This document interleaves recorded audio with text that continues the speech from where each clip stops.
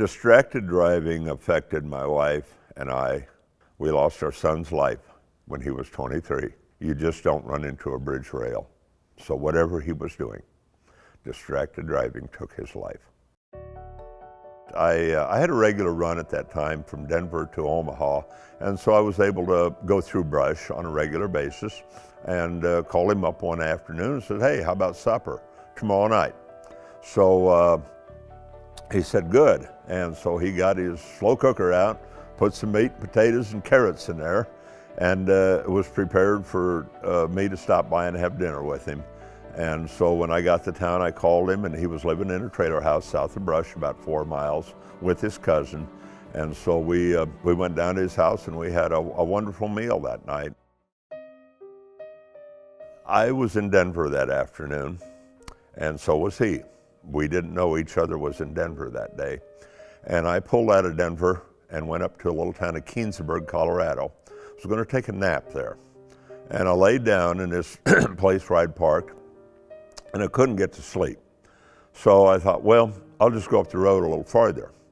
And so I went up to where the scale was at Fort Morgan, and they have a wide spot after you go through the scale. I thought, well, maybe I can sleep up here. So I went up to that scale and I took a nap and woke up and left Fort Morgan scale and drove up to Big Springs, Nebraska, where my hours had run out on my logbook.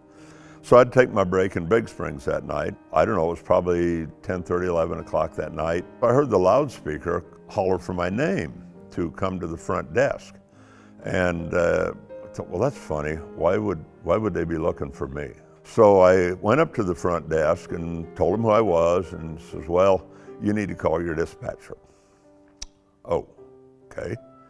And so I called, and he told me what had happened.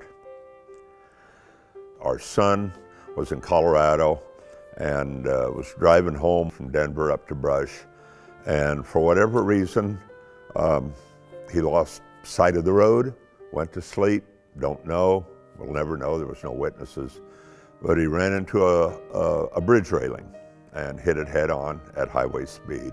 It tumbled the car a tremendous amount of feet and threw him out of the window. He didn't have his seatbelt on.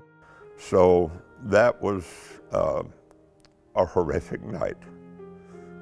And obviously after I got done talking to him, I called my wife, and you can only imagine how that call went.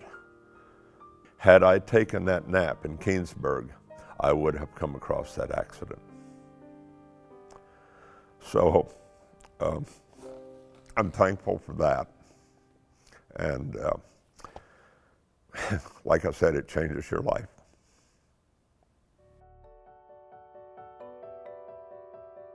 So my career at Werner Enterprises has lasted over 42 years as a driver. And I've been blessed with a lot of good fortune from up above. Some of it's my skill. I always said I got a lot of miles.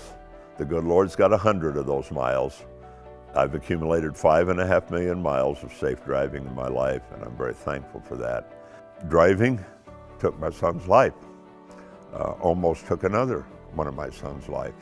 So I feel that I'm probably dedicated to this job to promote safety. You can best promote safety by being safe. And if I can show my talents and my ability to be safe and have patience on the road, I think I'm promoting safety that way. It's my own little way. I mean, how else can I do it? I can't hang a banner out the side of my window, I'm safe. I have to show it. Life is so much more important